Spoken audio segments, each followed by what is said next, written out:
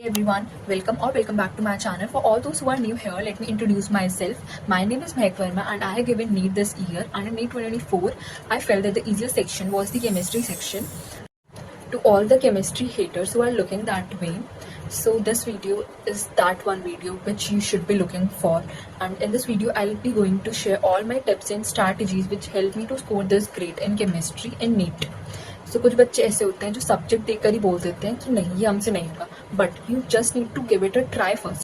So directly diving into the tips and strategies which I used in my chemistry preparation. So I have divided the whole video in 3 sections, as we have 3 divisions in chemistry also: physical, inorganic and organics. So let's get started. So starting with physical chemistry, so I have written some points here. First is note making. आप note जब बना रहे हो तो आप coaching की note use कर सकते हो. अगर आप कोचिंग जा रहे हो, वरना कोई भी फ्री प्लेटफॉर्म आप उसके नोट्स यूज़ कर सकते हो. And physical chemistry is more like physics, so don't forget to use NCERT in this. Don't skip NCERT. आपको एनसीईआरटी पूरी करनी है. उसके न्यूमेरिकल्स जो इंडेक्स दिए होते हैं, आपके पैक एक्सरसाइजेस में दिए होते हैं, आपको सारे न्यूमेरिकल्स करने हैं. Okay, so next point is solve as many varieties of questions as you can. जैसे मैंने फिजिक्स की वीडियो में भी बोला था कि आपको सारी टाइप के क्वेश्चन सॉल्व करने से आपको डर ही खत्म हो जाएगा क्वेश्चंस का, कि आपको पता होगा कि कितने टाइप के क्वेश्चंस होते हैं एंड ऐसे इन क्वेश्चंस को अप्रोच करना है डिफरेंट वेज में. Okay, and also you should make your notes spacious. आपके नोट्स स्पेशियस होने चाहिए, क्योंकि आपको अगर बाद में कोई इन्फॉर्मेशन मिले तो वो आप ऐड कर सकते हैं.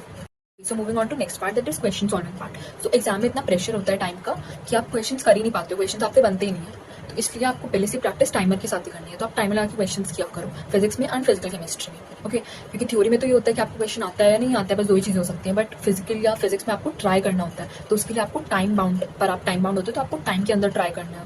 ओके, सो आपको टाइम लगा के क्वेश्चन करने चाहिए. ये मैंने मिस्टेक की थी, पर आपको पहले ही स्टार्ट कर देना है from the very beginning. Okay, and next thing is आपको टिप्स पे होने चाहिए फॉर्मुलेज, क्योंकि फॉर्मुलेज आर वेरी इंपॉर्टेंट. ठीक है, वही आपको सेव करेंगे, वही सब कुछ है फिजिकल केमिस्ट्री में. फॉर्मुलेज सिंपल आपको फॉर्मुला पुट करना होता है, बट आपको स्ट्राइक करना चाहिए तुरंत कि आपको ये वाला फॉर्मुला यहाँ use.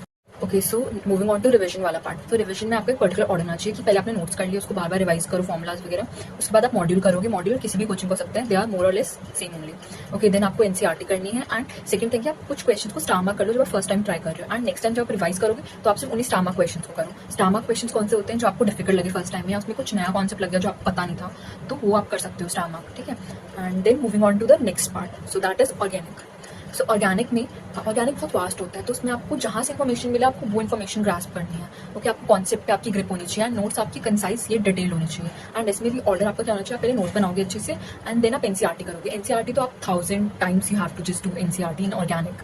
Then questions. And one more thing है कि जो कोचिंग के नोट्स होते हैं, अगर आप कोचिंग जा रहे हो तो वो तो करो ही करो, बट मैं रिकमेंड करूँगी यूट्यूब के जो अलग सर के लेक्चर होते हैं वो भी कर ही लो एक बार, कि वो इतने हेल्पफुल होते हैं. मैंने सारे 11th और सारे 12th उसके लिए अलग वाला रजिस्टर बना लिया था. मेरे 3 रजिस्टर्स में ये सारा काम हुआ था. अलग सर के लेक्चर्स इतने बड़े हैं और इतने बढ़िया लेक्चर्स हैं कि आप उन्हें कर लेना. मैं रिकमेंड करूँगी, अगर आपका टाइम है तो आप उन्हें कर ही लेना, बहुत हेल्पफुल होता है. एंड नेक्स्ट थिंग इज आपको रिएक्शन थोड़ी से याद कैसे रहेंगे, तो इसके लिए रिविजन है कि आप कहीं ये लिख लो, आप चिपका लो, या तो वॉल्स पे अलमीरा पे यूज़ करो इन सब चीज़ों का, एंड इस पर चिपकाओ, बार बार से पढ़ो, इससे याद होगा. यही तरीका है. And one more thing, name reactions are very important. तो आपको इसे टाइम के साथ साथ 2 साल में हो ही जाएगा यहाँ. तो अगर आप 11th-12th में प्रिपेयर कर रहे हो, जैसे मैंने किया था 11th-12th में, मेरे को नेम रिएक्शन आपको लास्ट में आते थे, हो ही जाएंगे रिवाइज. ओके, सो उसके लिए ज़्यादा टेंशन नहीं. The last part that is inorganic. So inorganic सबको डिफिकल्ट लगती है. स्टार्टिंग में तो मुझे भी लगी थी, बट एंड में धीरे धीरे आते आते इनऑर्गेनिक भी हो जाती है. Believe in yourself. Okay, so अगर आप इसमें नोट्स नहीं बना रहे हो, वैसे बनाने की जरूरत भी नहीं है. आप एनसीईआरटी को बार बार करो, और एनसीईआरटी की हर एक लाइन आपके दिमाग में होनी चाहिए कि आपको यहाँ ऐसे क्वेश्चन आ गया, तो आपको पता होना चाहिए कि कहाँ कौन सा किस चैप्टर में था. Okay, so for some chapters आप नोट्स बना सकते हो. जैसे पी ब्लॉक में आप ट्रेंड्स को समझने के लिए बना सकते हो. जैसे मैंने बनाया था, हमारे कोचिंग वाले सर ने बहुत अच्छे से नोट्स बनवाए थे हमारे, and those are very very helpful.